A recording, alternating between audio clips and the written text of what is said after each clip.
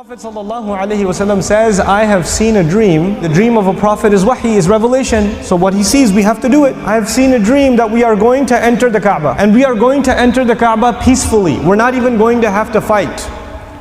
And we're going to go there and make Hajj. And we should go without any weapons to make Hajj. And nothing's going to happen because I've seen a dream. And the Muslims believe him. Let's go. If you've seen a dream, let's go. The Quraysh found out that the Muslims are coming, and they also found out that the Muslims are coming unarmed. They're not armed, they're coming unarmed.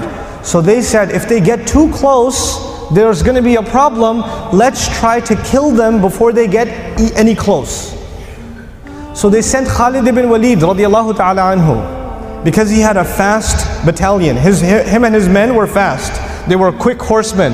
To go and catch the Muslims quickly, maybe even around the area of Badr, quickly catch them and kill them, kill all of them before they get close to Makkah. Rasulullah found out, because he had sent some scouts, he found out that Khalid is coming this way. So the Muslims went the other way, and they ended up in the place called Hudaybiyah. What did they have all around the Kaaba?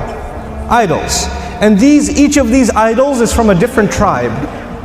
Okay, so they're not all idols for the Quraysh. Some idols are for the people of Ta'if, some idols for the people of somewhere else, the Hudhalis or whoever else, right? Different tribes, all of their idols are sitting in Makkah. And why does everybody respect Makkah? Why does everybody respect the Quraysh? Because they hold the idols. And also because they take care of people who come and give and do the tawaf and do the hajj. And why do they have respect? Because if somebody comes unarmed to Makkah to do hajj, even if it's a hajj of shirk, even if they come for that, then the Makkans will take care of them or attack them? They'll take care of them. And that is the only reason all of Arabia respects Makkah. So if the Muslims are coming for Hajj and they are unarmed and the Quraysh attack them, then they will lose the respect of all of the Arabs. And all of the Arabs are already angry with Makkah, because Makkah told them, Quraysh told them to leave their homes and come out and kill all the Muslims. But did they get to kill the Muslims? No. And is it cheap to gather an army or expensive? It's very expensive. So all the tribes spent a lot of money to come and try to attack the Muslims, but that failed. And now they've all gone back, and are they ready to listen to Makkah again, to Quraysh again? No, like, you wasted our time and money. We went out there for nothing. We're not listening to you people again. And now the Muslims are coming, and if you try to kill the Muslims when they're making Hajj, it's not like the rest of the tribes like Makkah right now. So the Quraysh are like, if we attack the Muslims after they have reached the miqat, and after they've reached Hudaybiyah, then all the Arabs are going to say, forget these Makkans, man. They cost us all this money, and now they're killing Hujjaj. Forget these people, let's kill them. So now the Quraysh cannot kill the Muslims. They're stuck. They're stuck. But the Muslims don't know that. The Muslims are just going, and they think that the Quraysh might still what? Kill them. They stop at Hudaybiyah. Rasulullah ﷺ sends somebody inside. He sent Uthman radiallahu anhu inside as an ambassador. We're coming to make Hajj, we're not going to fight. So the Quraysh, they don't know what to do, but they arrest Uthman. And they arrest him, and the rumor spreads that they killed him. So these Muslims are in Hudaybiyah, and they get the news, they get the rumor that Uthman has been killed. But when the Prophet hears that Uthman has been killed, radiallahu anhu, he gets very upset. And he gathers all of the Muslims, and he asks them to take an oath of allegiance under a tree. He calls them and says, you have to pledge to me that we will take revenge for the murder of Uthman.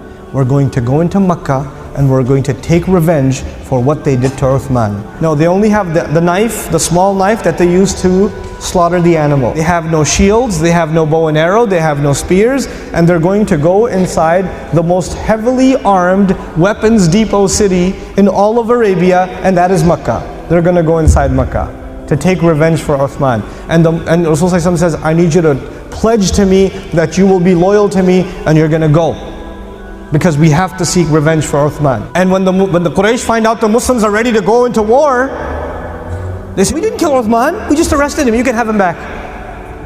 Take him back, take him back. Calm down. Then they said, okay, let us come make Hajj. No, you can't make Hajj. You can't make Hajj. Let's make a treaty.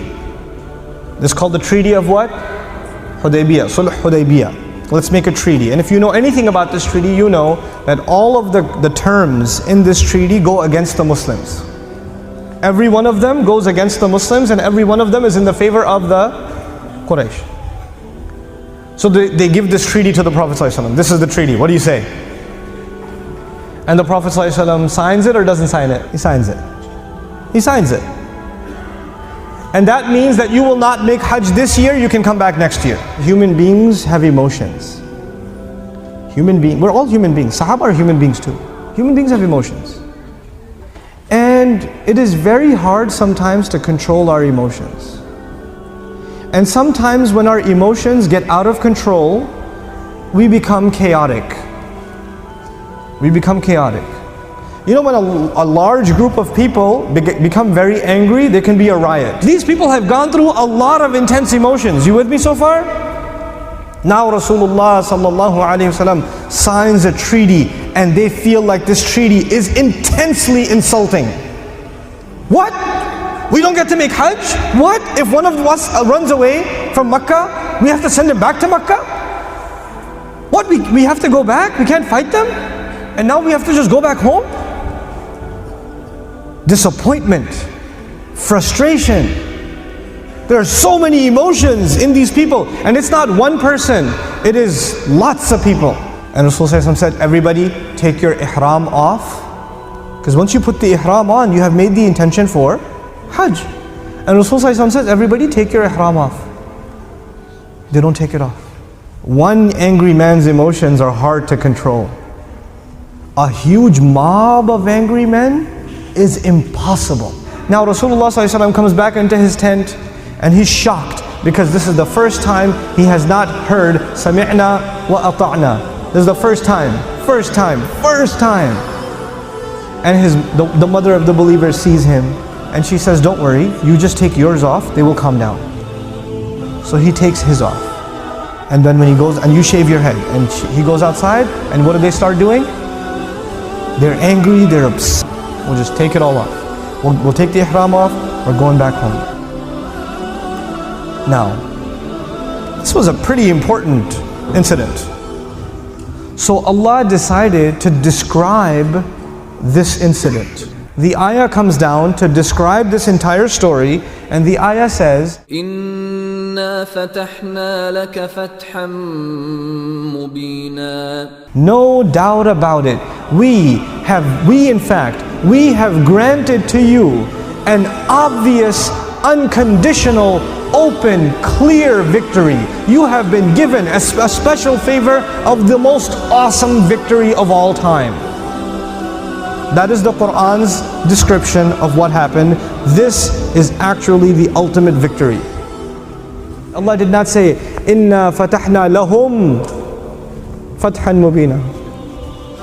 Inna fatahna laka ya Rasulullah, laka sallallahu alayhi wa sallam fathan mubina. I want you to understand this. According to Allah,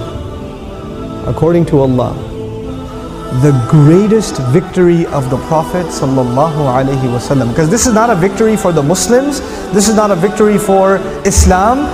In the ayah, this is a victory for Rasulullah sallallahu alaihi wasallam.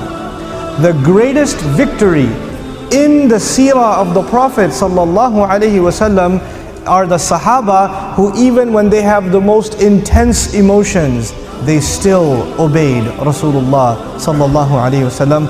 That is the ultimate victory. This mob who was able to control their emotions, because their emotions are very high, but their loyalty to Allah's Messenger is even higher, and out of that loyalty, they can maintain their discipline. There is never ever going to be a greater victory than this.